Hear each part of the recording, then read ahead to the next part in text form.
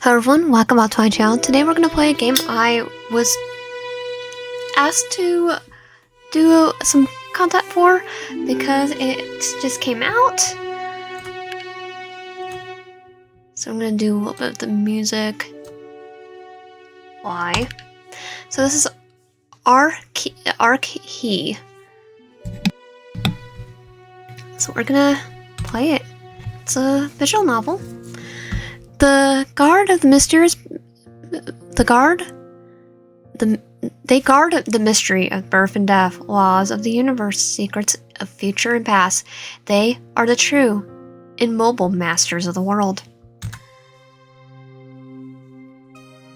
The sun came out of the thick gray clouds and filled the training room with soft and pleasant light. A cool wind blew from the slightly open window. It was fresh and crisp.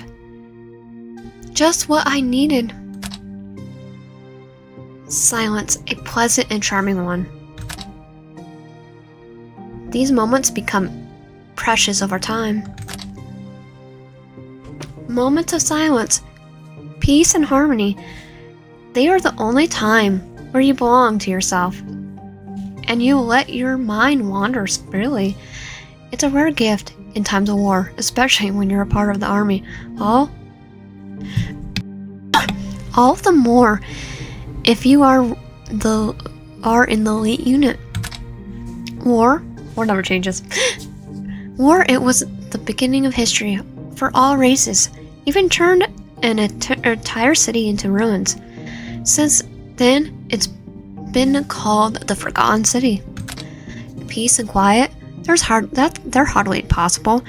Those who crave ruling will never recoil.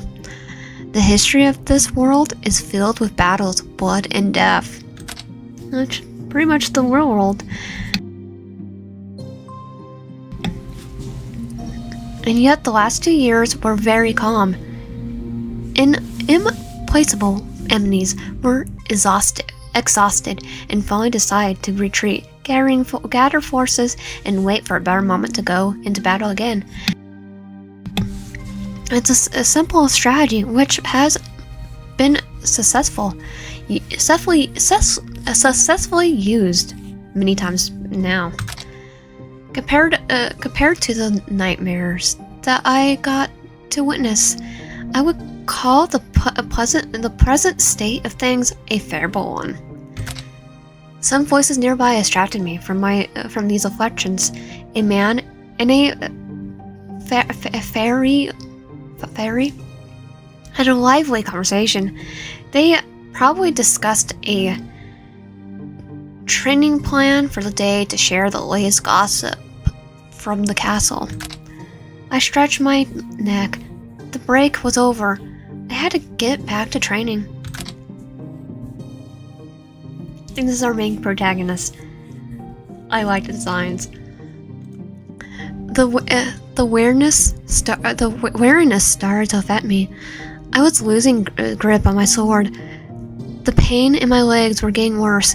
The break let me get my breath back, but it didn't help relieve my muscle tension. Perhaps I shouldn't have trained so hard, but I didn't want to lose such a convenient opportunity to practice. The last mission turned out to be rougher than I thought. No one knew that after the death of the dragons,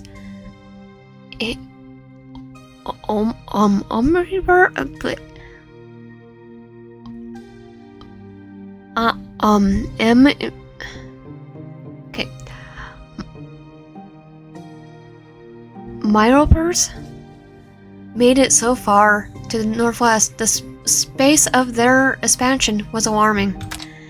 If things hadn't changed,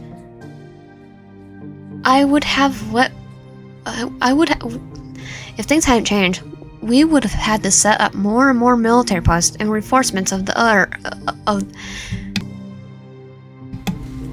reinforce the ones that we have there. These creatures bear a burning hatred to people, which is not surprising at all. as our battle with them near the Critus Forest was one of the bloodiest in the last 100 years. I cast an irrevocable thoughts out of my mind, focused on my training, my target, while thinking over my tactics, and rush forward to attack my imaginary enemy. A swing and a hit from above with a jump back to my feet. I shift my weight to my foot and crouch. A quick switch to the left, hand behind my back, and a thud in the belly with the hilt. I turn around while dodging a retaliation strike. One more switch and attack with the right hand from behind the back. I turn around and dodge again.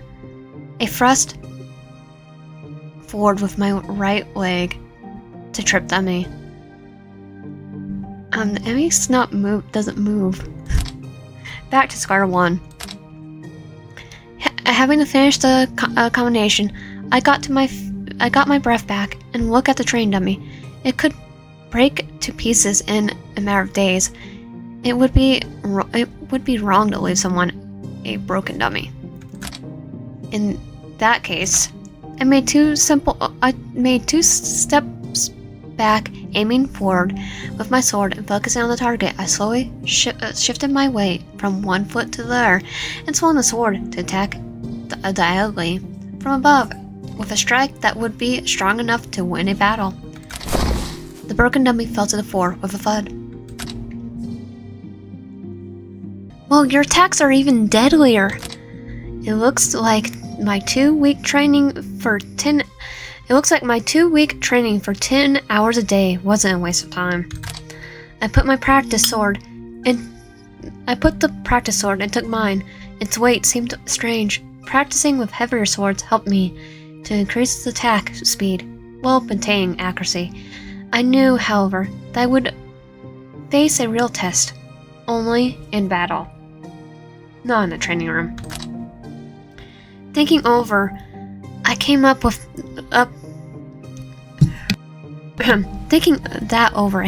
the washstand. The icy water was refreshing. It helped me relieve the tension.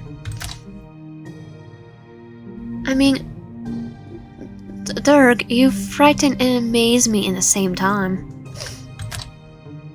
A fairy stood there,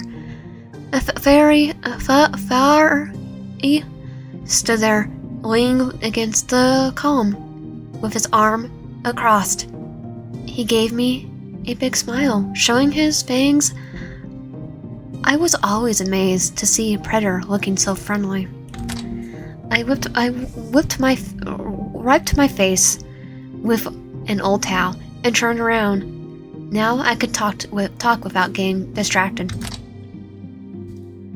Oh, they're cat people. They're Kashit. How long have you been here, Mark? I saw your last attack, you know. I'm more than happy that we are on the same side, man. I wouldn't want to face someone like you in battle, that's for sure. Given your skills, I would say the same. They have kunai? The fairy gave a low whistle, while looking at the training dummy. Turned into pieces of junk. Oh, you took it seriously.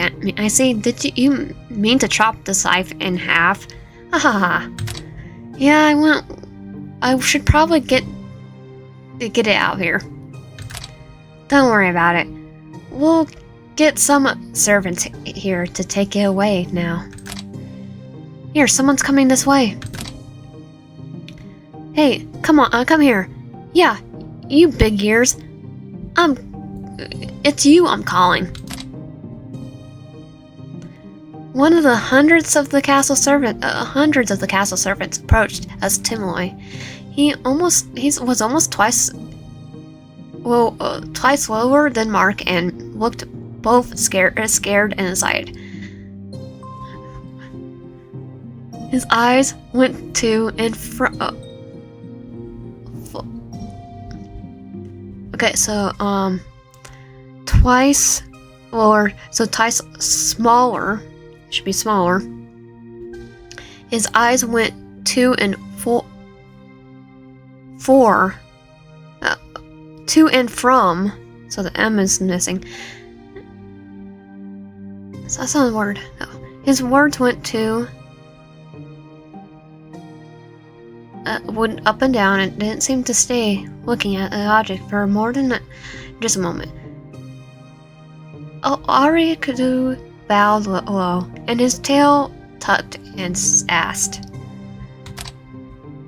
Did you call me, Master? Yeah, right you are. What can I do for you, Master? Training's over. Clean up this mess, you don't have a name, do you? You don't have a name, do you? No, I don't. Wait, you don't have a name? This is mean. So be it, big ears. Make it quick. I'm giving him a name. I'm naming you Castiel, because I wanted to name a cat Castiel. Actually, no, yeah, Castiel. So be it, big ears. Make it quick. Sure, I'll do exactly as you order, Master. Yeah, I'll definitely name him Castiel. Not even looks like Castiel, just name him that.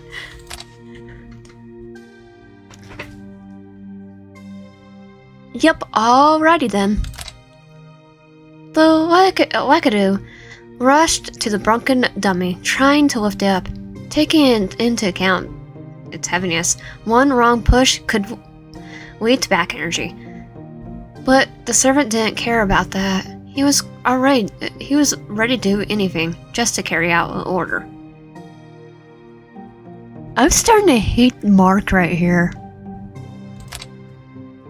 Well now, Dirge, I'm almost forgotten why I was looking for you. You got so chatty sometimes. Chatty, me? Does he want to see me? Right. Oh, right, you are. Can you guess why as well? Predicting is not my thing. I'll go there and find that out.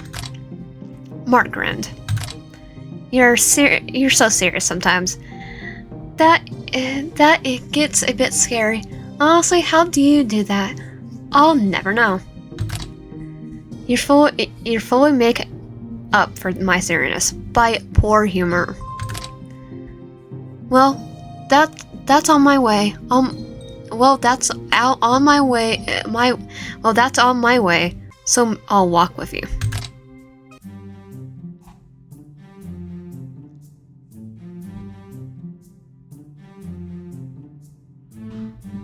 The castle is always full of life, no matter where you step into the spacious corridors during the day or at night. This time we met mostly servants and soldiers on our way.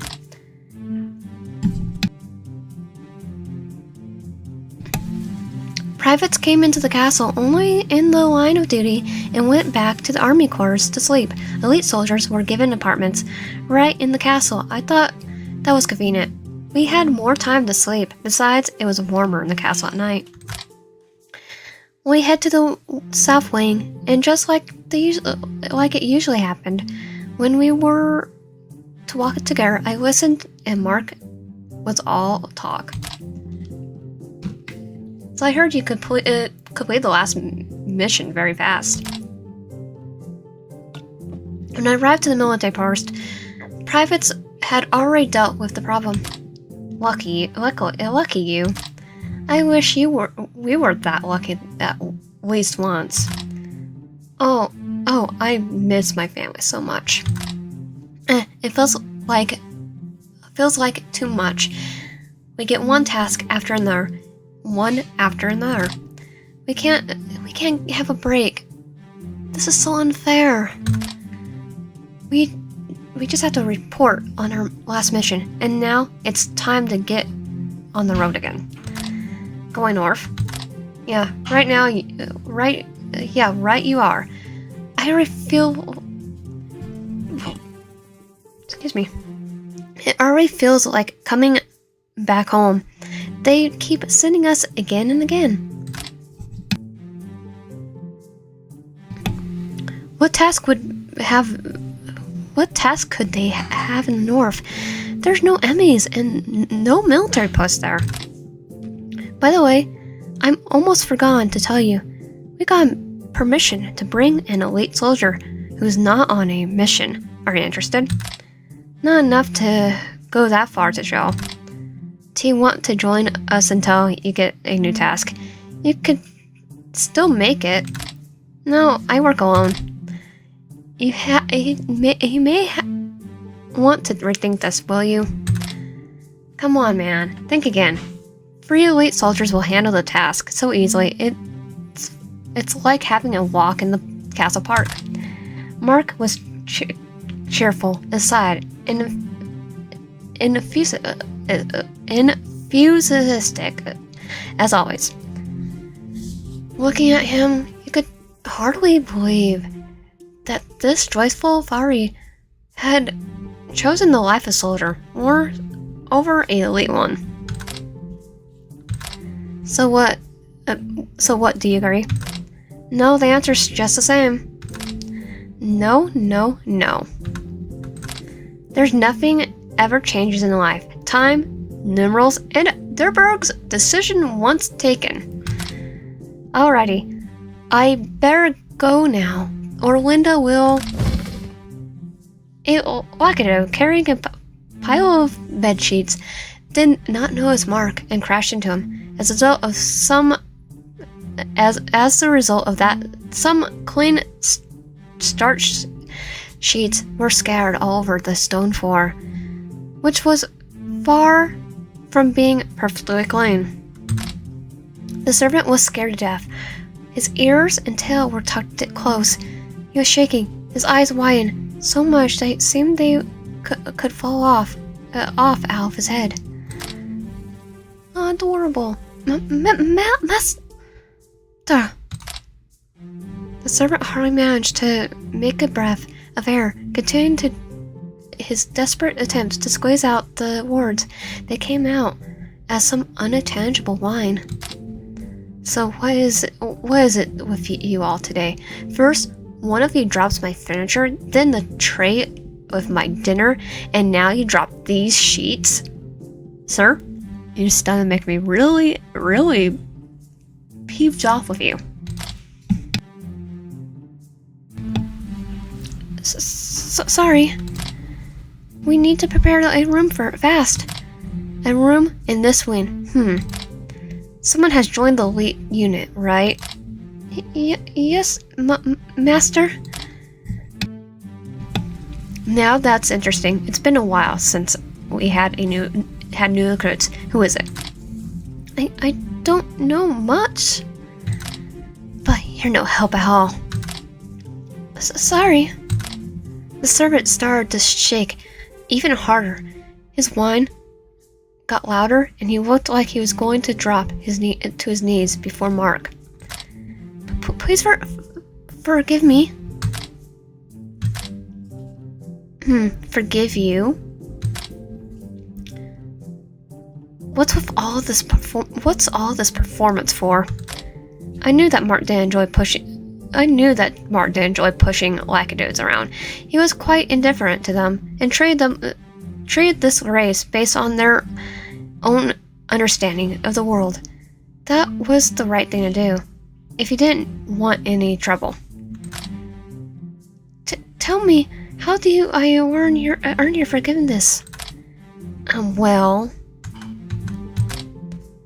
I thought you were in a hurry. I can probably forgive you if you tied up my room. The Lakidos nearly jumped out of his skin. Oh, you are so merciful. I'll do it. Do you know where my room is? Yes, you are? I do. Alrighty. Black ears, make sure you tidy up well. Glad to retain forgiveness, the Lakido rushed to gather sheets from the floor. He was afraid that the merciful master would change his mind, so he kept bowing while walking backwards away from us until he disappeared around the corner. Yeah, a race of slaves indeed. Alrighty, I have to go now. So long then. I started him anyway. So be nice to the workers, and don't call them slaves. Mark waved at me cheerfully and turned a corner. The fairy can destroy half a dozen styles himself, and he says I'm frying him?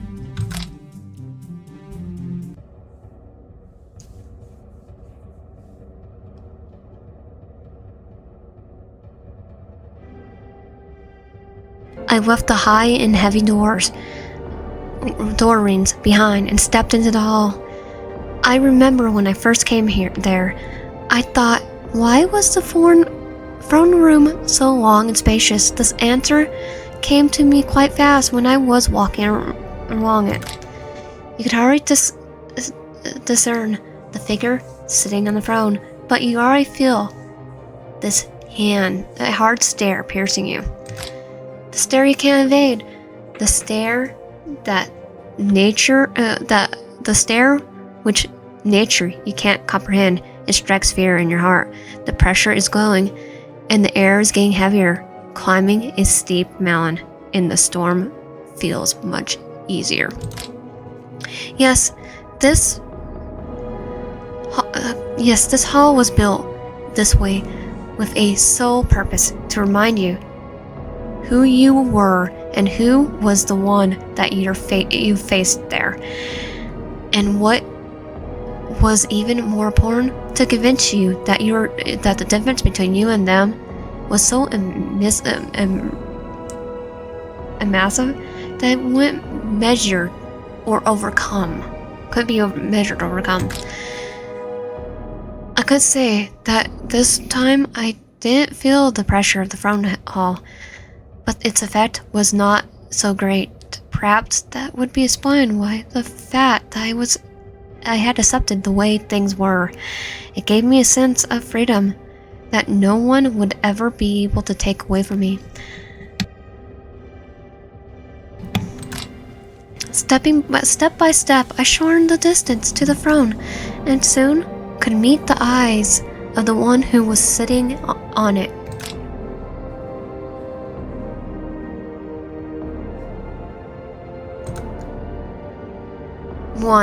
He was one of those who are called Arkhes, a master of the world.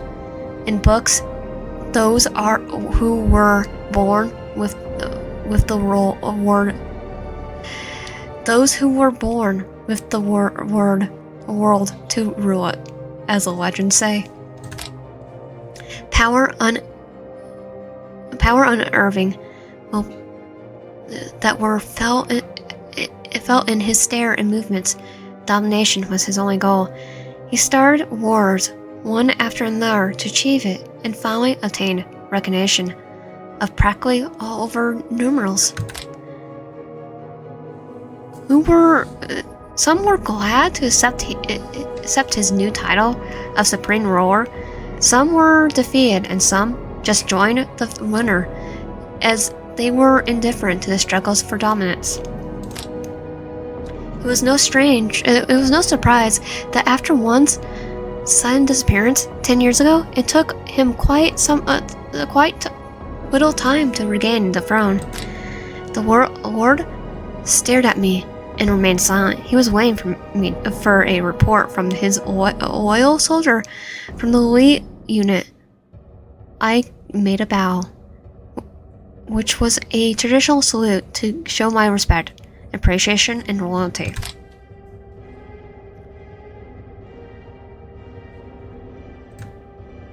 Before starting to speak, I voluntarily took a brief glance at the bonding equations floating in the air, and properly delivered and validated ones. Unless everyone from the elite unit decide to betray one or retire from the army, a payback for doing that would be the soldier's best quality. It would be taken away and given to someone else. Thus, the elite unit wouldn't lose resources, and a renegade or deserter would most likely regret the decision taken. Only a few managed to get back to normal life after their contract was cancelled. As for the others, there were some nasty rumors about them. They said about a soldier who had lost his bright memory and started to forget absolutely everything following a tragic accident in his life. Some other soldier lost his strength, which had been his point of pride. He couldn't stand his loss and killed himself. If you ever decide to join the elite unit, you should do all you can to make sure your bonding equation stays here floating above the vast ceiling of the one's throne hall. I was still gathering my thoughts when a previous voice, full of contentment, came from someone standing on the side of the throne. "Oh, you finally arrived. Just look at him. Bother to show up. How dare you make his magnificence wait. Ah, you worthless, pathetic." 6, be quiet. A single glance to the right, and 6, who seemed so arrogant and smug just a moment ago, now stood still in fear and looked like one of those stone statues in the hall. Yes, of course, as you command. 6. His desire to please one was so immersive that he had given his lands to one's possession and created a race of slaves. Lakado, as a gift. 2 Lakado were sitting right there in the floor. They were all ears and eyes for any word or gesture for the numerals, ready to follow their orders at any moment. This guy seems like more of a butthole. A girl was standing in front of the throne, her pink hair attached to the most attention, a rare color for a human. The girl was gazing at me, looking like she wanted to tell me something. "I beg your pardon, my lord. I was training." "No need to explain. Don't waste my time. There's more important things to discuss." He turned his cold gaze upon the pink-haired girl, making her French. She was standing straight as a string. Each and every bit of her body was overstrained. She was hardly breathing. It didn't seem like she was physically trained or could demonstrate resilience under extreme conditions. However, she was dressed in the elite uniform. And that being the case, there was one thing I could assume. "Are you a sorceress?" Her eyes became round in surprise, and for a moment she couldn't get the words out. How do you know that, Deberg? You surprised me." "Does she know me? I can't remember her." The girl's face changed as she came up to me, holding out her hand with enthusiasm. "My name's Agatha, and I'm very excited to meet you. I mean, if I became a sorceress, I'll meet you. I knew if I became a sorceress, I'll meet you. I know her outstretched hand." Agatha looked at her hand and at me, totally confused. Her optimistic excitement vanished and turned into a bewilderment. Did you become a sorceress to meet me?" "Yeah, that's right. Well, it's true that what they say, fools grow without watering." "But what?" "I said it's foolish. Really foolish. What do you... What? Do you know know what it cost me? I do. This is why I said so. Becoming a sorcerer is not a clever thing to do. I will. Bright pink sparkles cover the girl's hands. Are you gonna sparkle me to death? It would be unwise to waste your power on me. You uncloth bumpkin. Actually, I was born and grew up in the capital. That's it. Magic glow got brighter. Sparkles gathering in pentagrams. One breath, a sign of awareness, but it didn't interfere. Rakados flinched, and Six grinned his teeth in anger.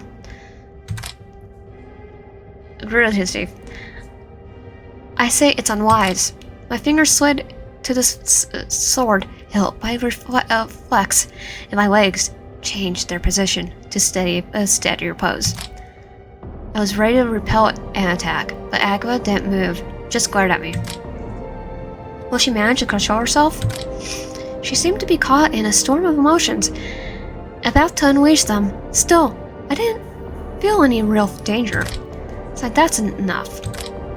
Eva flinched, having remembered where she was, and the magic globe disappeared. She turned back to the throne and stood at attention. You have no respect at all. This is the throne hall of his magnificence, not a training room. Understand, the Agfa began her service not too long ago. It was evident in everything starting from her inability to access the situation through the impertinent actions influenced by her emotions. One got up from his throne and headed to us. Six flinched and hurried after him.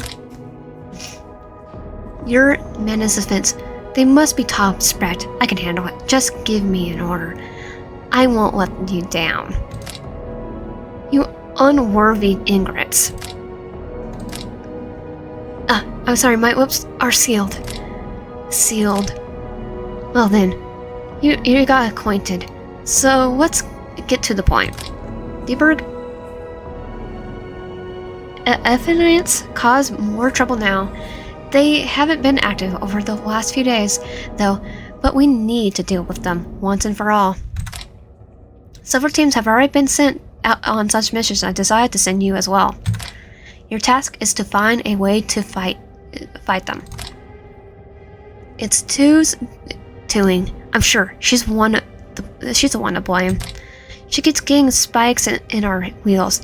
She's not giving up. She better stay quiet in her sandbox, but no.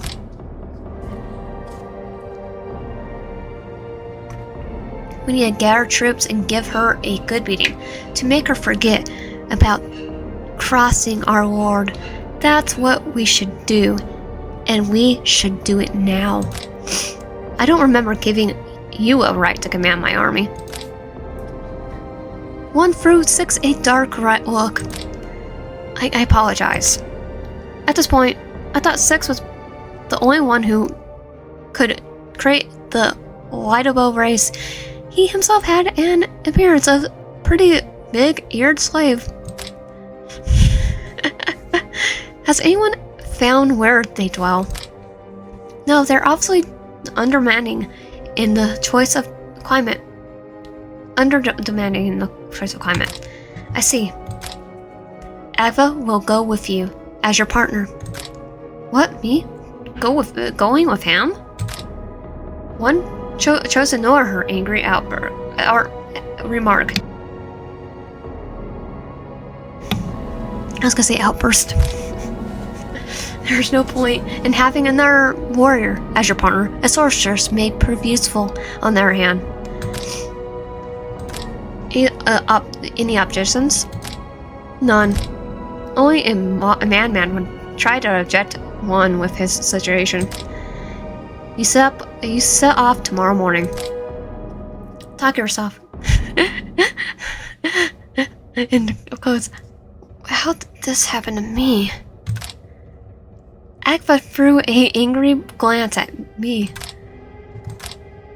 There is one thing I'd like to clarify. What is it?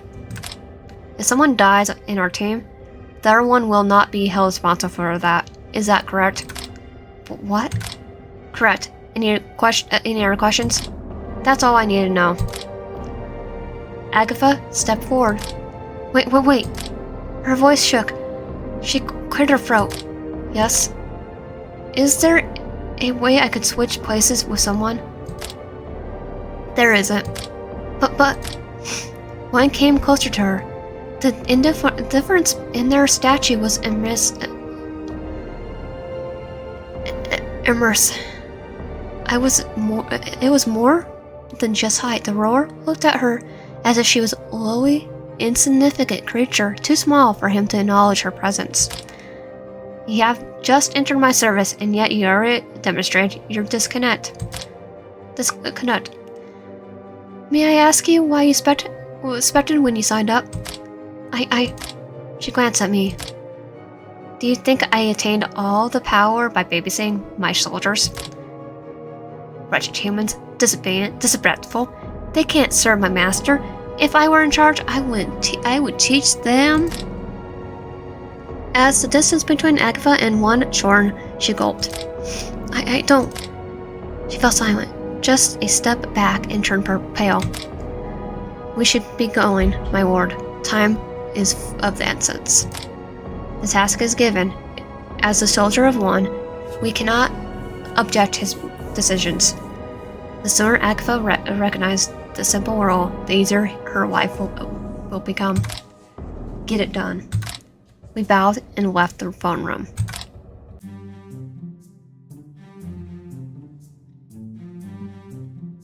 You could wait for me at the border of the one's kingdom, let's say, in Elena.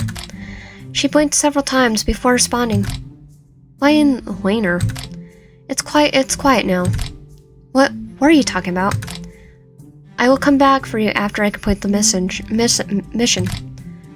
Do you want me to hide and wait until you're out there completing the task? Yes. How dare you? Not on your life, you hear me? She's even more impervious than I thought. I'm going with you. You see what I know? You'll see that I know my way around, too. I'm not just a sorceress. I'm great at route planning, too. Well, I tried. Don't extend yourself. Huh. I don't need your advice. No, I don't need advice from you. She sneered. Let me know our conversation was over. We'll meet here at dawn tomorrow. Yeah, can't wait. I'm not sure, but that looked like a goodbye. What is he? Who does he think he is? I keep thinking back at the moment when Dirk shrugged, casting me an indifferent look, and walked away. Why did everything end up like this? Why? The question spun around and around in my head. I bit my lip. That's not what I pictured at all. Not at all.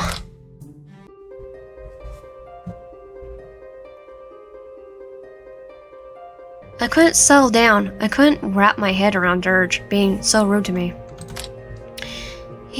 Has anyone taught him any manners? Born and raised in the capital. Big deal. I dropped my bed, exhausted. Dropped into my bed, exhausted. Not like I can do anything now. The deal with one is sealed. Or maybe I could back out of it. But then, how would I pay? I knew an elite soldier who had lost his health. His body became soft and frail. One physically strong, that fray couldn't even last a month without a deal. I shook my head. Come on, Agatha, get yourself together. You're not gonna lose your heart, right? No way. I got a task, and I will handle it. but I have to team up with him.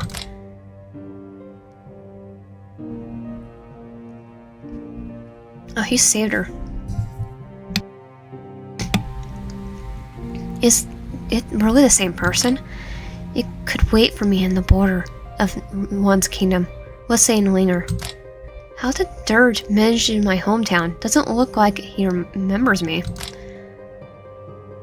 So it's a coincidence, right? I slowly breathe in and out. 1, 2, 3. After counting all the Arkhes, like my father used to when he was gathering his thoughts. I settled down. The tension that grew throughout the day was gone, feeling a bit stronger. I got up and took a look around the room. Click examine items. Not bad library for a soldier, so maybe I should take a better look at it sometime, but certainly not today. Looks like it'll snow again.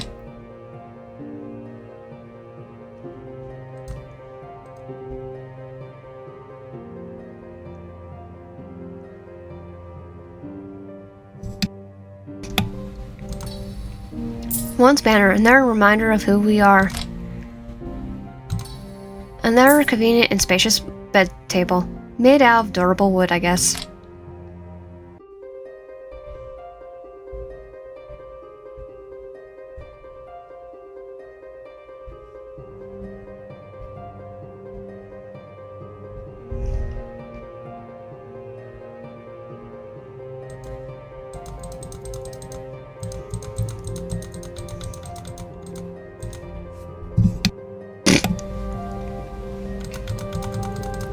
I think I already clicked everything, so skip. Actually pretty cozy here. A bit dull though, but you can't expect much for a soldier's room. My bindle was here, near the bed. It fit everything I took from home. So her bag. I unwrapped it. A couple of my favorite books. They could easily fit onto a shelf. And their personal stuff, I put it in the drawer by the window. There was just a pennant left.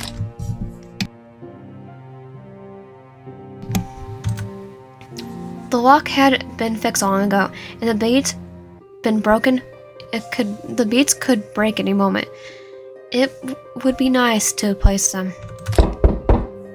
Yeah? A fairy walked into the room. One of the tallest and toughest I've seen in my life. Despite the imitating looks, he was beaming with friendliness and some sort of special charm, as if a good old friend paid me a visit, ready to tell me the most captivating story. Looks like I was shown the right door. Alrighty. I came here to say hi. What's that? The fairy noticed the pendant in my hand. What an interesting thingy. May I take a look? Yes, here, please. It's pretty good. Whose work is this? My birds made it. Any chance they weren't from Master Shelfman? How did you guess? Is Master Shelfman that famous? Yes, that's right. Really, Master Shelfman was my father. Explains why the tinnies seem familiar. Well, just look at that. What a small world. A small world indeed. But they also added a personal touch to it. They have a talent. By the way, I haven't introduced myself. My name is Mark. It'd be nice next time. Agatha. The fairy's face shone with a charming smile, as charming as it could be if you were born looking like a wild cat with a predator's grin. He's like a cheat. Glad we met. There hasn't been any elites in a while. By the way, have you been assigned yet? Who do you work with? with dirge. No, that can't be true. I wish it would turn out to be a bad dream. That tall dude who could barely even squeeze in emotion. Yep. The one having a blank and faint stare as if he was tired of living. Yep. The stare that seems to say, just leave me alone, I want to go lie down. I just nod to that. He thinks a lot and speaks a little, and when he speaks, you begin to think he should have kept silent. I don't get it. I don't get it. Is it really so hard to believe that I could have been assigned to him as a partner? How? Mark's emerald eyes were glowing with curiosity. How'd you make it happen? He always works alone. I tried to convince him to join me and my partner so many times, but to no avail. Well, he slapped his forehead. Got it. It's the feminine charm. The what? Way, of course.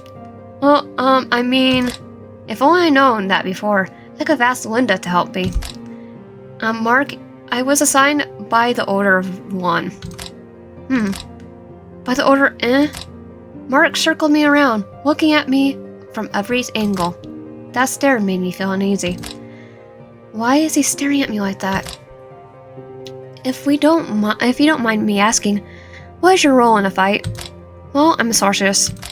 For a second, Mark's eyes filled with sadness and compassion. Maybe even pity. Oh, a delicate lady like you became a sorceress? I was a bit confused by his reaction. People used to respond to this phrase in a different way. They were either completely uninterested or asked to help them with their health. Becoming a sorceress is not a clever thing to do. My choice seems to cause a strange reaction to everyone here. There was a silence for a moment. Then Mark smiled at me, as if nothing had happened, and changed the topic in the subtlest possible way. By the way, Arkhe, where could I find your brothers? I'd also love to chat with them. They're dead. I'm sorry. After once returned, my brothers were drafted into the army. They died on the battlefield. Mark turned his gaze onto the pendant. This lock needs fixing, and some parts should be replaced. I could do that if you like.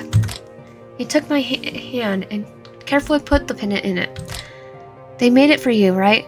Maybe it's so you could wear it.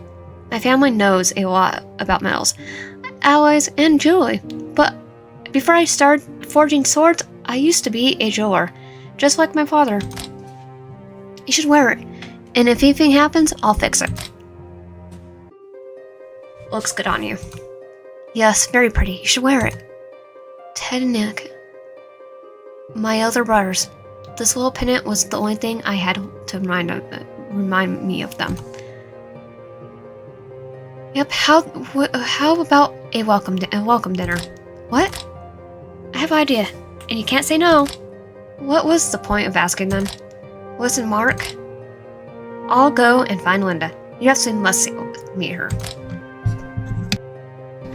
But I'll be back in no time. Great. He doesn't even let me say a word. Decide everything himself. After my brother's funeral, I wasn't sure I would wear the pendant. For the last couple of years, I did my best to keep their gift safe. Breaking it accidentally, or worse, losing it, that's what I fear the most. Eventually, I managed to convince myself that keeping it in the drawer was the right thing. That was the only way to make sure it would stay intact. But at the end of the day, it was impossible to go against the time, so the pendant lost its luster. Suddenly, I decided to change my mind. Maybe Mark's words about my brothers wanting me to wear it got to me. All things are made to be used. I smile at my thoughts. A gift should bring you joy. It should be just collecting dust on the shelf. I fixed it as soon as I can and start wearing it again. I carefully wrapped the pendant in the cloth and hid the precious gift in my bag. I'll keep it with me for now.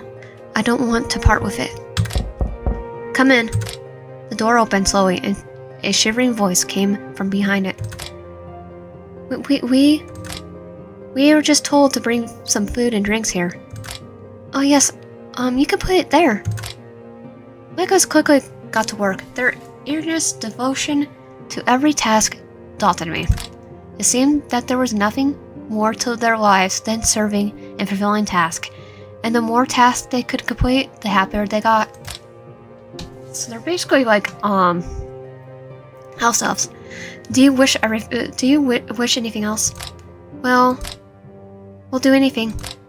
Yes, anything. And if we do something wrong, you can punish us. No need for that. I'm not gonna punish anyone. Are they surprised or scared? Maybe just tell me your names. We don't have names, madam.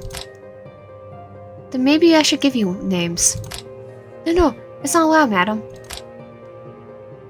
We can only be named by the master. Yes, and only by his magnificence. No other way. Isn't it unfair? Don't you want to change that? I renamed you Castiel. Deal with it. Lycos looked at each other terrified. No thoughts like that. We are precious gifts from Six to His Majesty. We can't break the rules. Can't break them. I can't ever break them in no case. But to this day, I haven't had a chance to talk to Lyco. Like I do. No one could afford servants like that in Leaner, so the first time I saw Lyco was during one of our adventures with my brothers. Lycos were very loyal to their masters. I knew that, but I didn't expect to see that frightening baptism. At the moment, I began to realize that things I had heard about them are all true, no exaggerations. Looking at the servants, I felt despair and fear at the same time. Madam, please. Don't speak such horrible things no more. But how? For them, even a thought about their rights or freedoms is a betrayal of Six, and those who try to install such thoughts to interact were abomination of pure evil. I turned around. Mark and a female fairy, were standing at the door. This must be Linda. But at the moment, my own voice seemed pathetic and hesitant to me. The order of things has existed for 1,000 years. Do you want to change that with some inspiring speech? But what should I accept? Why should I accept this injustice? The fairy shrugged her shoulders and smiled ironically. Try changing yourself first, and you see how foolish it is to change the entire world. Mark clapped his hands, making the end of the awkward conversation and shifting the attention to himself. Hey, floppy ears, you still here? Get off of here, quick! Shoo! Lycos ran off out of the room. Well, Agatha, let me introduce you to Linda, my partner. Congratulations on joining the Leads. If you need anything, let me know. I'm in the 7th room to the right from here. I'll keep that in mind. I'm not sure if I'll ask her for advice. So you're a sorceress, right? Right. If I was born human, I would become a sorceress for sure.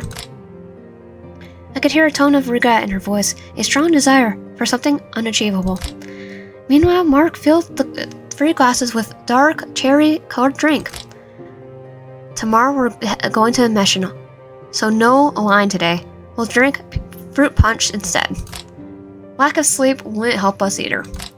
Oh, come on. we're gotta stay up. We're not gonna stay up late. He gave me a glass. And I guess you're free tomorrow, aren't you? No, I have a mission too. Well then, here's to friendship, Agatha. The toast was brief, and the drink tasted bitter. After emptying our glasses, we filled them, got as comfortable as a humbly furnished soldier's room allowed, and Mark leaned on the bookshelf. Linda climbed to the windowsill, and I sat on the bedside table, just like I used to in my childhood. About an hour ago, the room seemed pretty spacious to me, but with two fairies inside, it felt as if I shrunk. And what is your task? We need to figure out what to do with the evidence. Oh, quite a task, that one. Aren't that right, Linda? A tough one, especially for a newcomer. Still, Dirge will be there with her.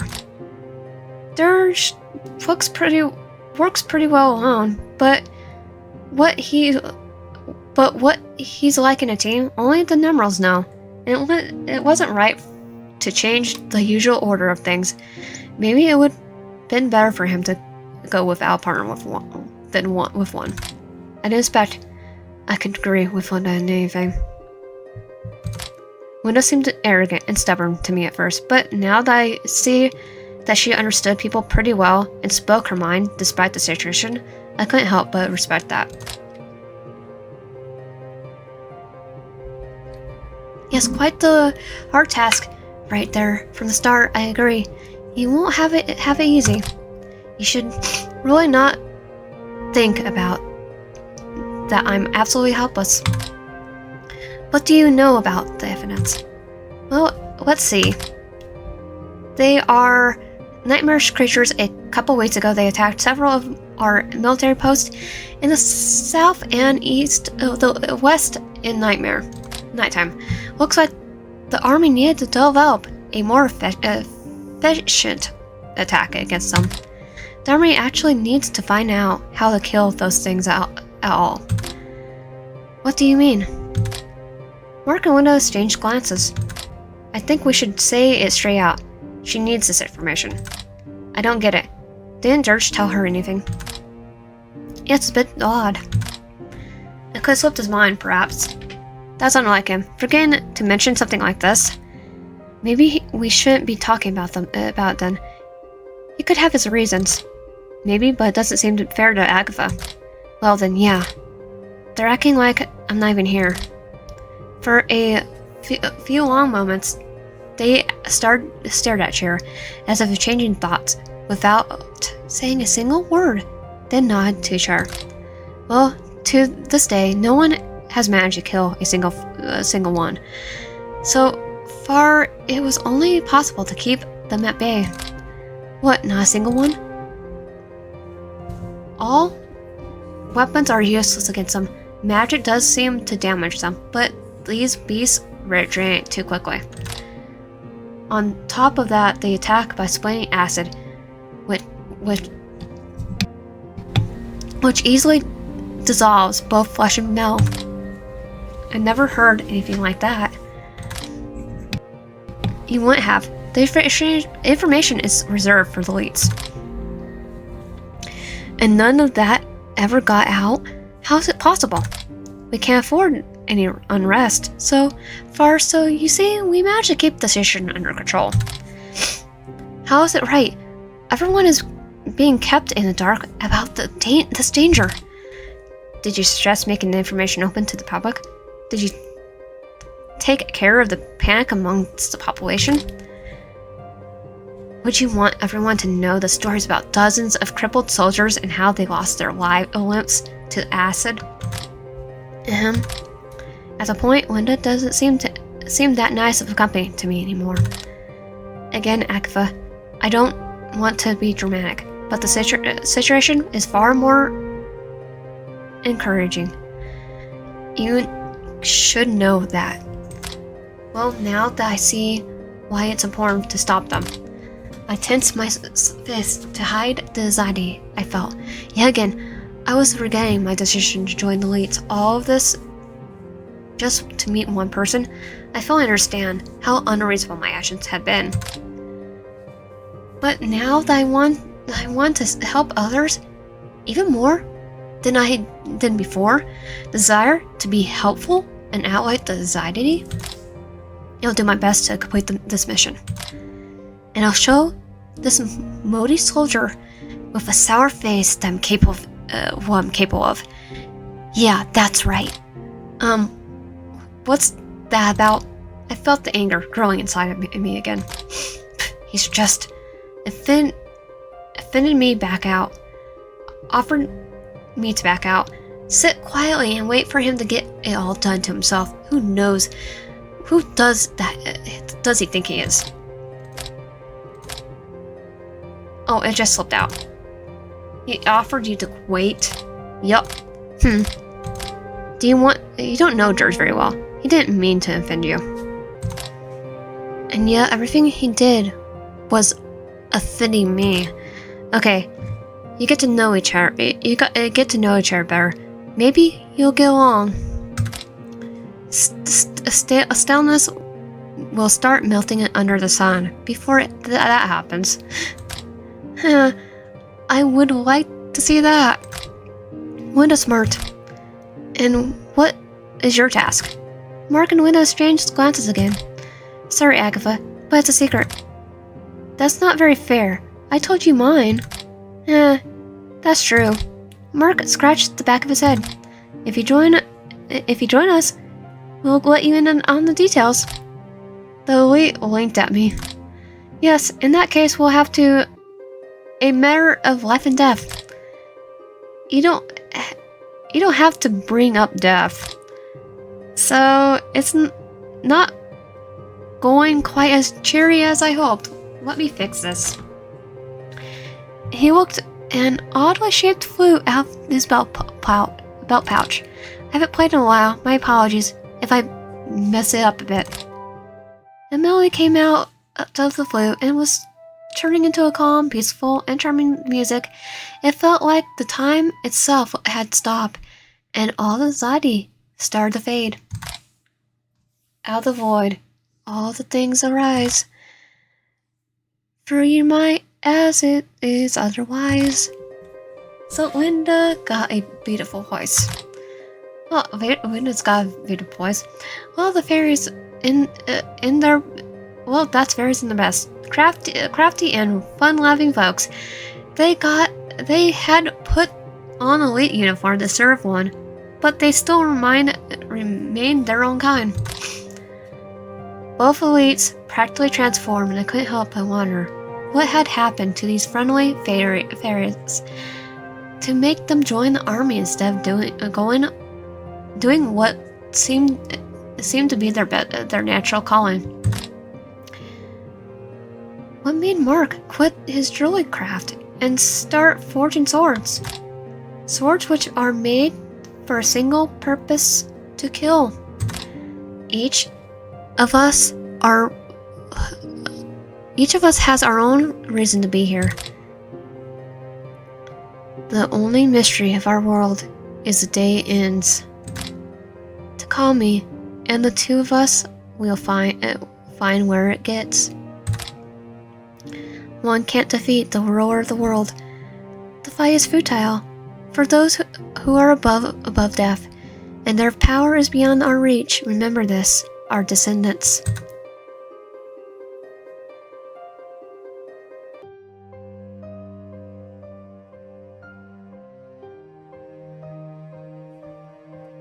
Huh? I know she overslept. You're still in bed. Why? What? Why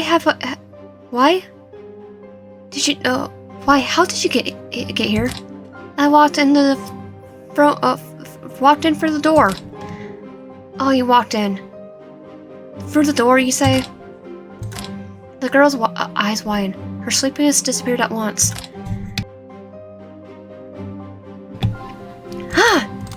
I must assume you're fully awake now. You. What are you doing in my room? I came to wake you up. Get out of here. Why would I? Because it's a girl's room and you showed up uninvited. We have a mission. I know that. But it's not a reason to burst into my room. I grabbed the uniform, carelessly left on the bedside table, and tossed it at her. Wait, no breakfast.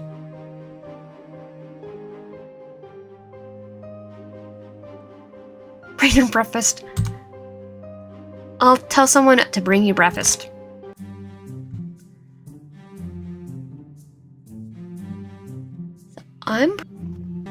There's a dozen of wackadoos hurrying along the corridors, stumbling and bumping into walls and each other. It wasn't hard to catch one of them to give an order. Well, it never is. Stop. Yes, master, what can I do for you? Breakfast, bring it here. Here? To this room? Why is he so nervous? Is anything wrong? No, of course not. I'll be on it, master. Hey, Dirge. You still in the castle? That doesn't seem like you. I could say the same thing about you. They messed up on the provisions again. Mark is there sorting out. I guess they're got human-sized rations. I wonder why they didn't tell Arkhe about the. I wonder why you didn't tell Arkhe about the infinites. Looks like you and Mark took care of it. That doesn't answer my question. I'm just used to working alone. I feel like that's not the only reason. Well, whatever. Can you believe it, Linda? They gave us human rations again. Unbelievable. If those white hat guys ever remember that we have different stomach capabilities? Hey, oh, hi, Dirge. You still here? That's new. As if it's my fault. We need to go. Yep, we should be going. Good luck. Safe journey to you. You two, return with no one lost. As Mark and Linda disappeared behind the corner, the wackadoo came back, panting heavily. I'll take it from here. I took the tray from him. Oh, really? Do you need anything else, Master? No, that's all. You're so kind, Master. If you excuse me, I'll go now. He's glad that there are no more tasks for him. That doesn't seem like a wackadoo. Without knocking again? You should have changed by now. The Waits don't have time for court etiquette. Arkhe sighed and rolled her eyes. I put the tray on the table. Breakfast. Thanks. Niall. He didn't tell me anything about the infinites. You already know from Mark and Linda. Yeah.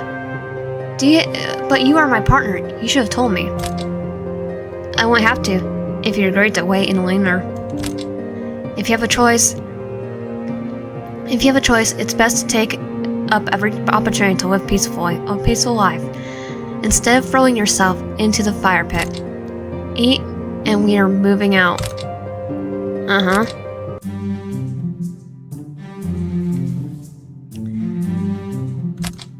You're still in the castle? The girl went red, then pale, and red again. Her face twisted in a swirl of emotions, from surprise to absolute terror. Did I not make myself clear yesterday? He stared at us with a deadly expression, making our blood run cold. It's a hard mission. Preparations took more time than we estimated. It's our loss. You petty humans. Are you really one's race? You sully the good name of your creator. You're a mistake in the equation. A mistake in the equation?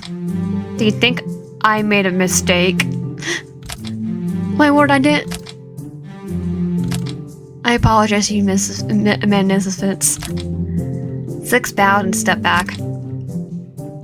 You pay for this month will be cut threefold. We had it easy. What?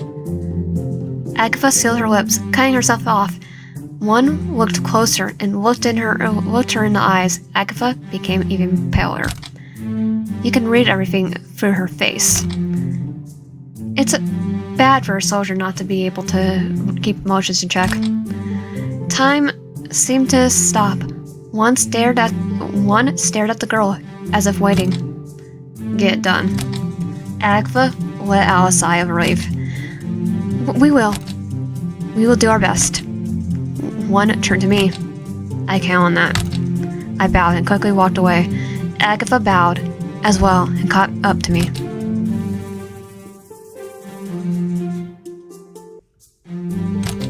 So where's your morning spirit?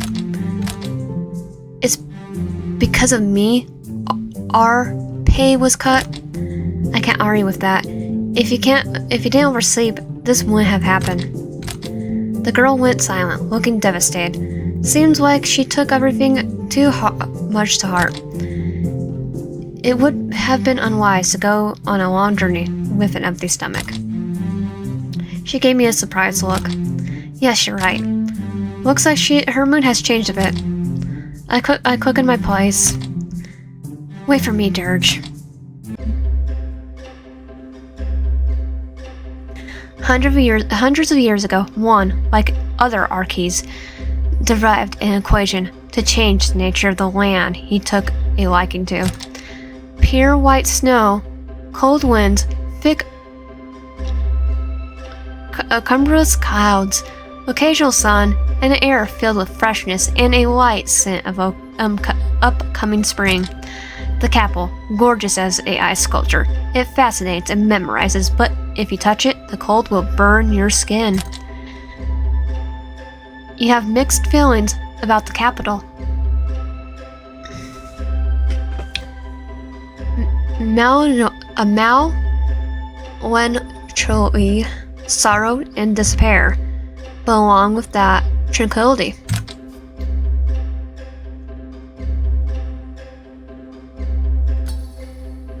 Well, what statue?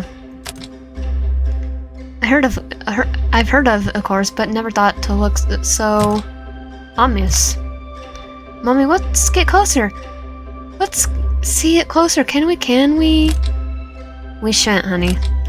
But why? Let's get closer, please. We don't have time for this, honey. Next time.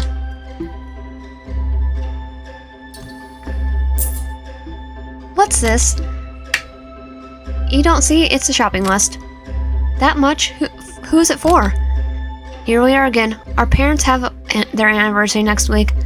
I already sent out the invitations. But what are you doing in this? Do you even know what you're planning? Well, who else does? If not me. Oh, the list. Are you trying to feed the entire population of the capital? Brar, stop whining. Just bury everything on the list. Buy everything on the list. You're in one service. I'm a private. Do you think they're pouring gold over me? Now the elites, they're a different story. They cursory greeted us in a nod and pulled his sister aside.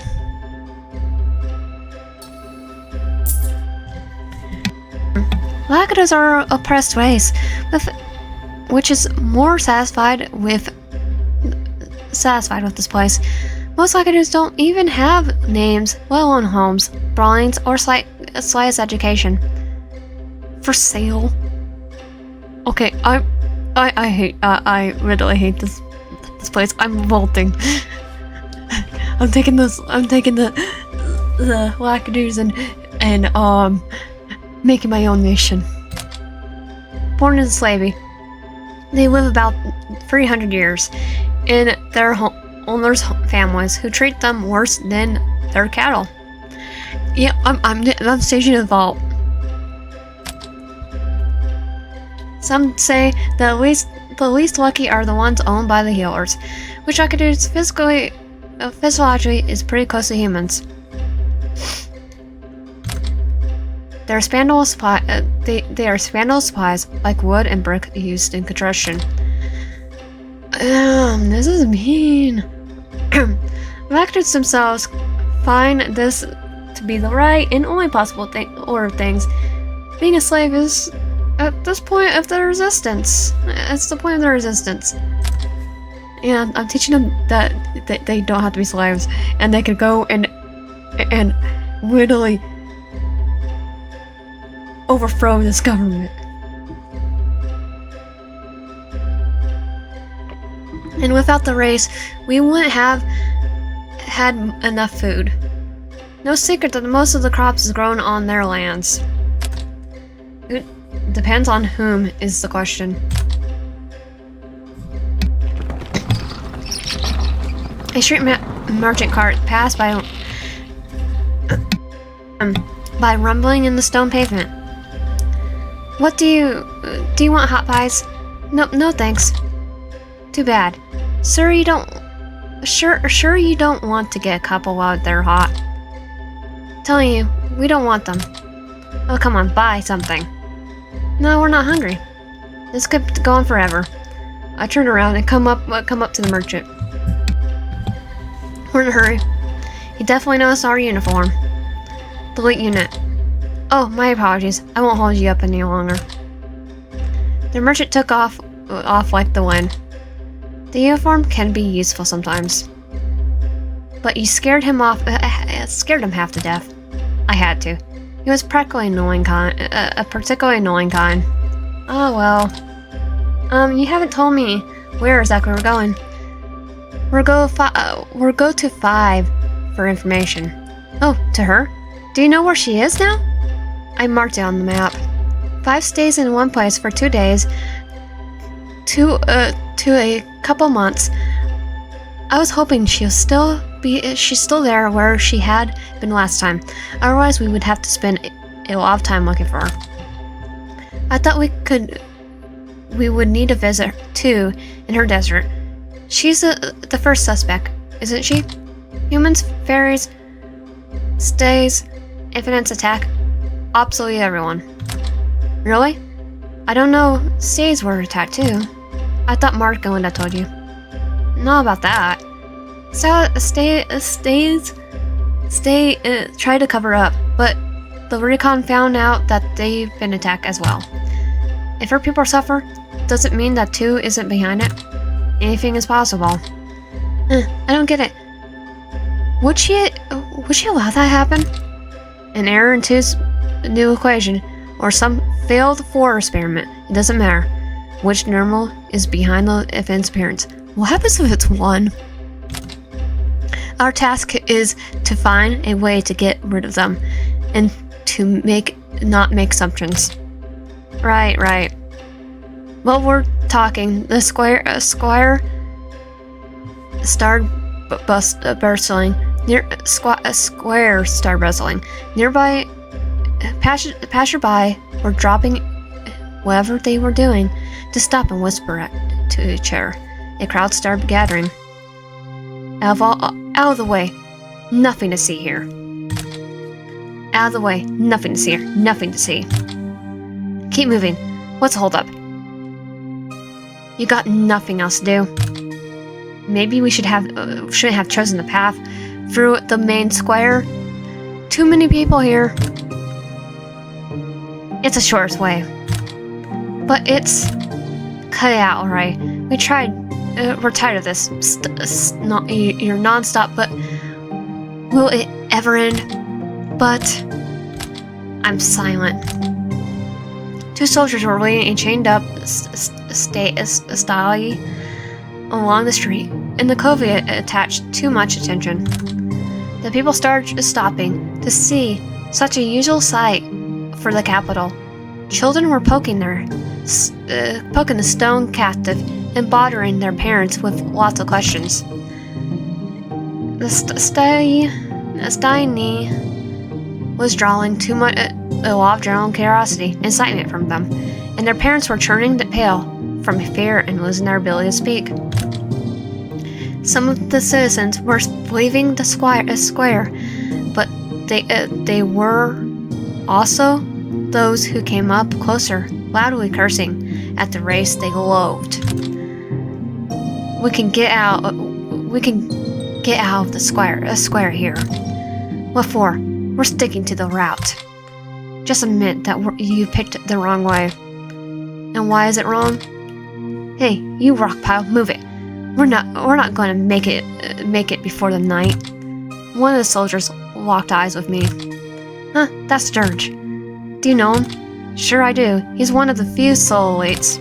Oh, if he works alone, he must be a true esper. But what's that? Did they assign a girl as his partner? Judging by the stripes, she's a complete rookie. Getting out of shape, mate. Agatha's face turned into disgruntled grumps as she wanted to eject to the private, but changed her mind, crossing her arms and pursed her lips. Let's go, and not bother them. Oh no, I got a few questions for the hero. The private came up to us with a explicit display of self-authority, and sized me up and Agatha from head to toe. If there was a podium, he would have climbed it to great effect. Well, wasn't a team. Well, quite a team you got here. Do you have bodyguards to help you out? But where are they? I don't see any. Hey, what's the matter with you? What's a big deal? Why should I be polite to them? You? Got something to say, pink hair? What did you call me? You are a... I did not let her finish and stepped forward. Starting a squirrel was pointless. This soldier could have believed he was the center of the world, but he did not have the right to violate his duties. Where are you taking him, and why? What do you think I will? Caught him near the camp. We were investigating. We want to investigate him, interrogate him. Why in the capital and not at the camp? Spare me your opinion.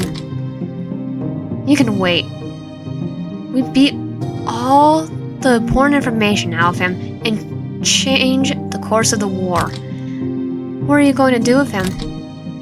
That's none of your concern. The Steiny is dangerous, and you are walking him right through the main square. You should go around.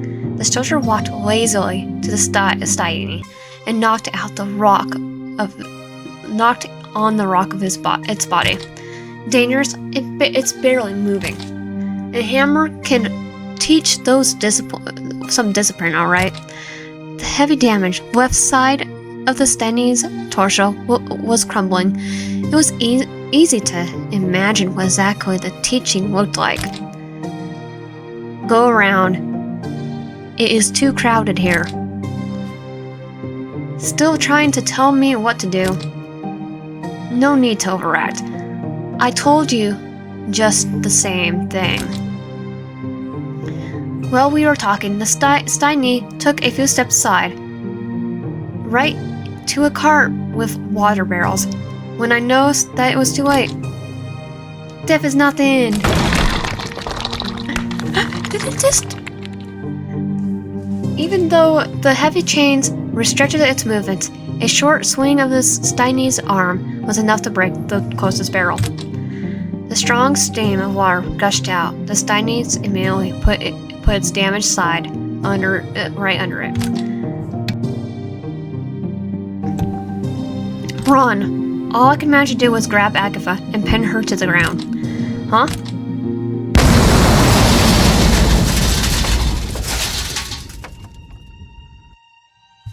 Well, this is all on you, sir. Nice. The wave from the deafening explosion filled up the air with dust, the scent of blood and violent screaming. I got up and looked around. The square was full of wounded people.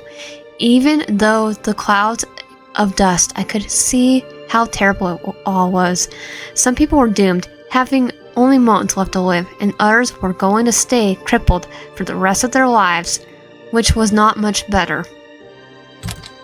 Suicide. If a Chinese seed gets in contact with water, its body explodes. I think he understood what fate was waiting for him and made his decision. He was close to death and tried to take as many enemies with him as possible. Agatha was sitting on the ground, blankly staring ahead. Agatha, are you wounded?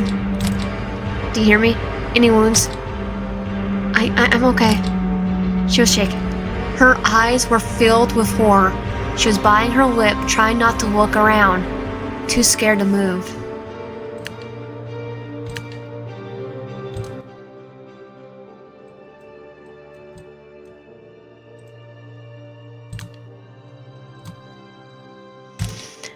Dirge, I turned to him. Alive? Are you partner? God, not breathing. Your wounds? My arm, but I think I can move. Report this to nearby patrols and to the castle. On it. People scream, cries for help, panic. All that was right on the main square of the capital. The situation was getting worse. With each passing moment, those who weren't seriously wounded tried to leave the square as quickly as possible. Trying to get away from the mess, they were not knocking the weaker ones off their feet, and some of those lying on the ground were already getting trampled.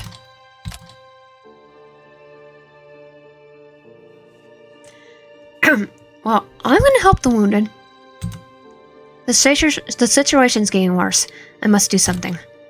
I thought the incident could cause panic and unrest in the capital, which could shake people's faith in one.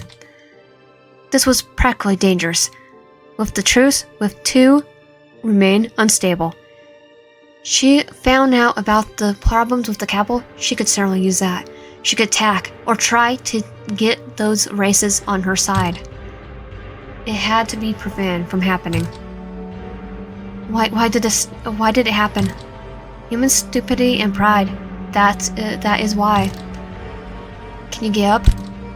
Agatha shook her head and wept with helplessness. Help her. She will not handle it alone. The shock is too bad.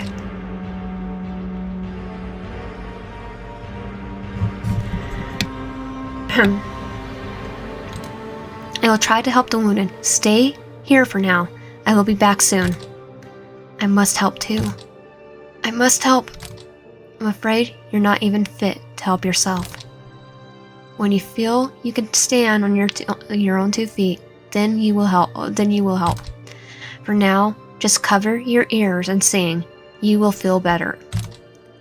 Out of the void, all things arise. Though you might see otherwise, the song sound off and shaky.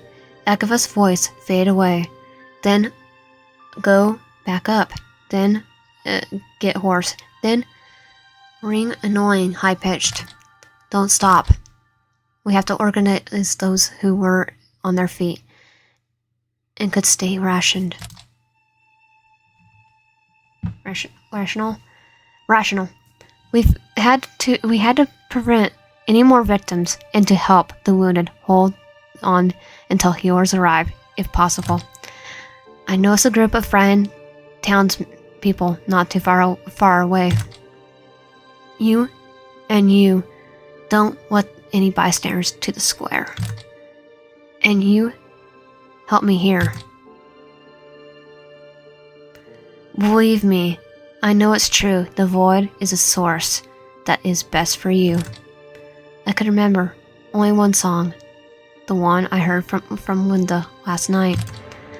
I would run out of lyrics to start to sing it right over, again and again, without even thinking about the meaning. Just moments ago, the square was filled with living people, fairies, wackadoos, and now they were waiting on the pavement, some begging for help, some for death. Even with the hood over my eyes, I couldn't help but see the puddles of blood and disfigured bodies around me. I covered my ears and kept singing, but I could still hear the voices full of pain and horror. I wanted to despair, vanish in the air, wake up, and be relived, to find out it was just a bad dream. To do anything that could let me and get me far away from the Squire. The Squire that relived those painful memories. I thought that I had buried them, that I could leave them in the past and move on. That I got stronger. I was so naive to believe that I got stronger. The only mystery of those world is the day ends. Please. I heard a shaky voice nearby. I took off the hood and turned my head. My whole body got shaken. My heart started racing, and I was struggling to breathe. Me. Help. The little girl was dying right in front of my eyes. Up until the moment, I could barely keep myself from panicking, but now, I really had to clench my teeth not to scream. What could I do in that state? I tried to ease the shaking of my sweaty palms. She had mere moments to live. No, I had mere moments to make a decision. There's a way. Yes, there's a way. I knew that. I was a sorceress after all. Nobody knew that better than me, that there was a way. Help. I crawled closer to her, looked her in the eyes. It seemed she didn't have any. She didn't even feel any pain. There was only the fear of death left in her state. The fear of peak glow enveloped my hands. The pentagrams started forming above my palms. Suddenly someone's hand grabbed and pulled my leg. I got scared. The glow disappeared. Ah! A man with a cracked head and gaping wounds in his arm and his chest was slightly holding my leg. You're a sorceress. Save me. I am. Come on, quick. How am I supposed to help him with those wounds?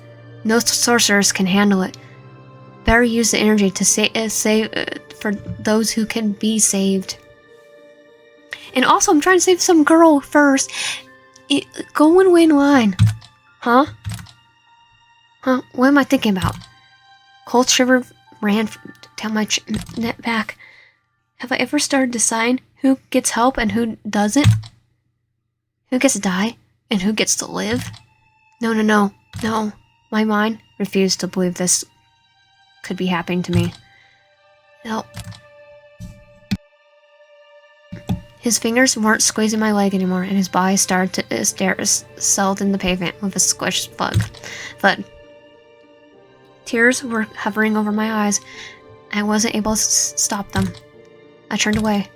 I had to gather my thoughts. The girl, she needed my help. I whipped my face with my sleeve and turned to her. Hold on, little one. Hold on. The girl was lying on the same spot, but she was barely breathing now. I reached out to her, and my hands got covered with pink sparks. I was hoping I had enough strength. Okay, now Dirge grabbed my right arm. I can let me go. Her wounds are too deep. I'll try. You can see it yourself. Nobody can help her now. It's cruel. It's true. Tears started rolling from my eyes again. I'm a sorcerer. How can I watch this happen? She can't be saved, even if you spare all your sorcery on her. I can stop the bleeding, and then... Open your eyes, Agatha. The girl cannot be saved. I was right. No sorcerer could close all the wounds. No healer can cure her. She would keep her life, but feel as if dead. Put away your sorcery. Put it away. My chest was burning inside. I wanted to help her so much. I was ready to do anything. I really can't help her. I can't help her. Somewhere deep inside me, I realized that, but I refused to believe it. The glow around my fingers slowly faded away. Sorry. Don't cry. How could I not cry? How? I touched her cold hand. Life was leaving her body. Dirge leaned over the girl. Close your eyes. Imagine you're home. Imagine you're right there. Where is it? The last one on to the right. In the main street. You fell asleep now. You will fall asleep now, and we will carry you home. Thank you. The light in the sky, her sky-colored eyes went out, and they got still.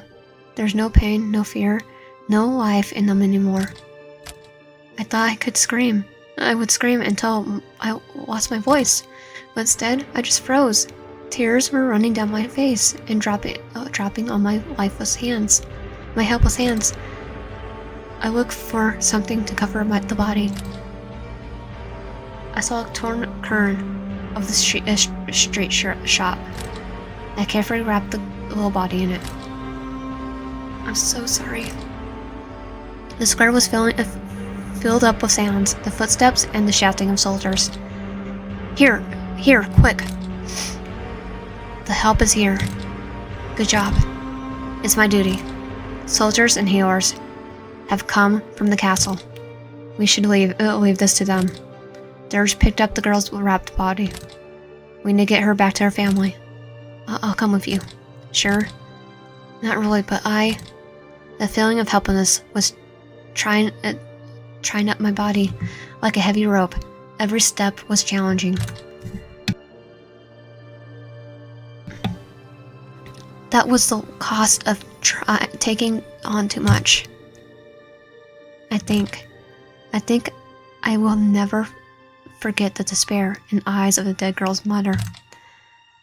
We were silently watching the poor woman collapse on her knees, crying and squeezing her daughter's body. The girl whose life had been ahead of her the girl whose whole life had been ahead of her. I felt my complete helplessness again. Even after becoming a sorceress, after joining the army, I stayed helpless. The girl from 7 and the uniform of 1's elite didn't change anything at all. Sorry, we couldn't save her. Forgive us. Please forgive us.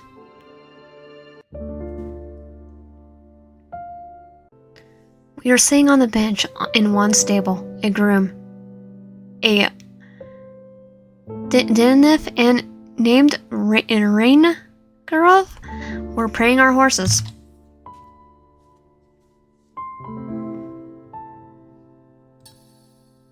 Believe me when I say it's not true. The void is the source that is best for you. The worker's eyes met, and he smiled. I forced myself to smile back. I wasn't sure how long it would take to recover after all that happened.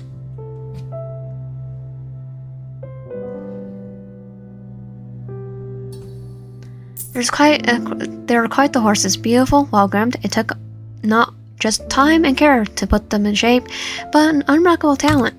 Right, everyone has their talent. What's mine? What can I do? I looked at my hands, clenched my fist, and let out a heavy sigh. The dead are to be let go. They were alive not so long ago. The girl was with beautiful eyes too. The world is dead. The world of dead leave for the dead. The world of living live for the living. You may feel angry, guilty, hurt. It doesn't matter. The dead do not care about your feelings. It looked like his compassion was burned out by the years of military service. He looked so calm, indifferent, even. I felt a sudden urge to punch him. Yet Dirge stayed in the city square after the explosion to help the injured. With his combat experience, he was able to see who could be saved and who was beyond saving. How can I forget it all? You're putting a burden on yourself that will get only heavier until the day it pulls you down. Don't step on the path you might be able to leave. You won't be able to leave. I'm back. Your beauties are waiting. Thank you. Safe journey, you two. Return with no one lost. Return with no one lost. It was that moment that I thought that it's more than a ritual expression. When you wear a uniform, it becomes your purpose. The equation of powers of Arkhes, the equation that reflect the life of self. Arkhes derive equations to create their races, and thus we all are the development of their design.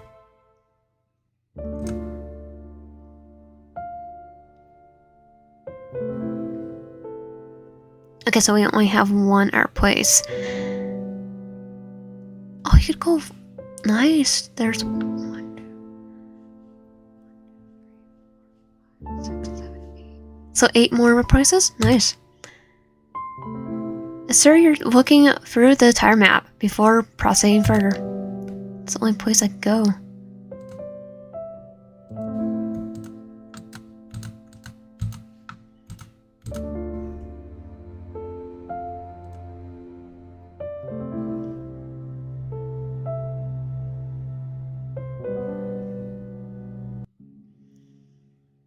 We were on the road to southeast for several days.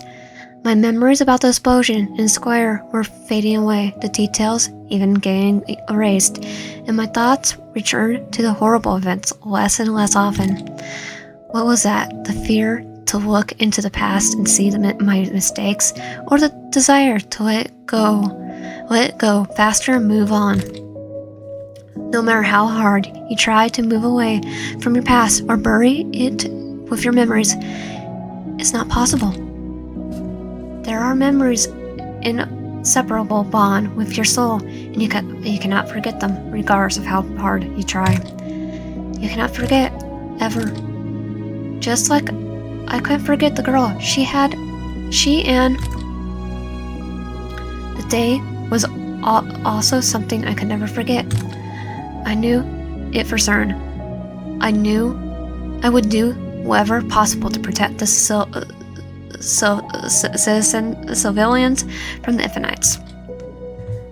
There was something I could actually do, or maybe I just wanted to believe that I would be able to do it.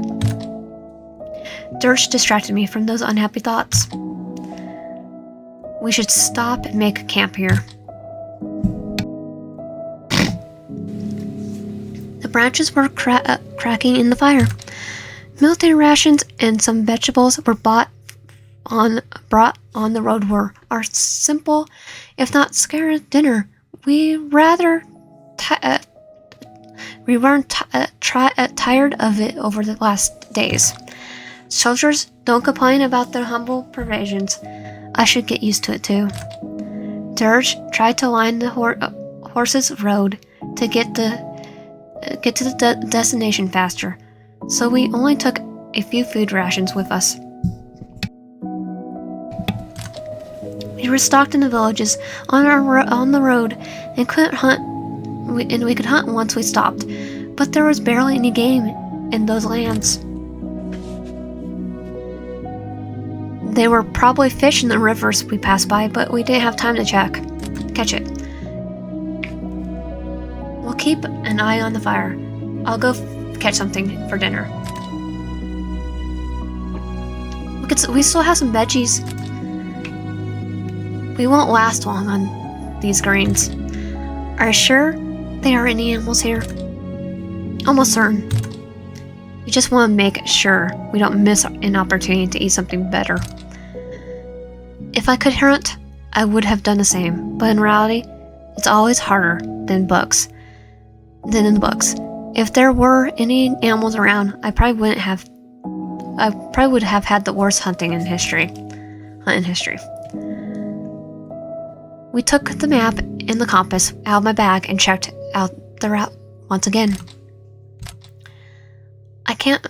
I really missed reading books before going to bed.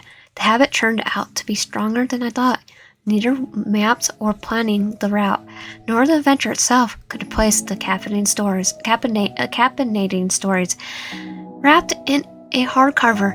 If I had thought about it, I would have taken at least one book with me. My horse snored right in my ear and slightly pushed me in the back with her head. Well, are you hungry too? There are some vegetables left in his saddlebag. Without hesitation, I gave a few carrots to my favorite Dirge. Dirge's horse didn't want to stand aside and join the feast. It's okay. We got the army base soon. We'll get to the army base soon. They'll feed you properly there. The sun was about to set, with Dirge returned with 2 dead hares. Whoa, where did you find them? They're not hard to find. There are plenty of them here, but they're really hard to catch. He sat by the fire, took one hare, and started skinning it. Do you know any animal habits? You can easily make a trap. Patience is the key. Dirge nodded at the hare. I took my knife out of the bag and started skinning it. Meat. I missed you so much. Dirge froze and stared at me, looking surprised, or even puzzled. Come on, what? I didn't expect you to know how to skin an animal. Our family had a farm in the outskirts of Laner. I've been watching my parents and brothers butcher our cattle since childhood. And when my sister and I learned how to handle a knife, we started helping them out with poultry and rabbits.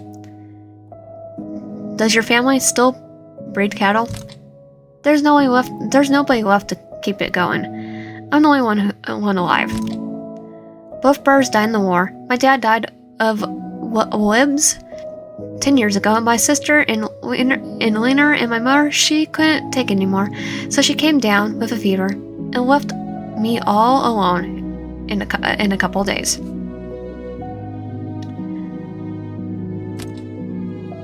The events of several years fit into a few simple phrases. To think about it, it was easy to speak of the dead years after they've been gone, as if everything I was telling Dirge happened to someone else, in someone else's life. And where are your folks? Dirge looked down and got back to skinning the hare without a single word. Is he not going to answer?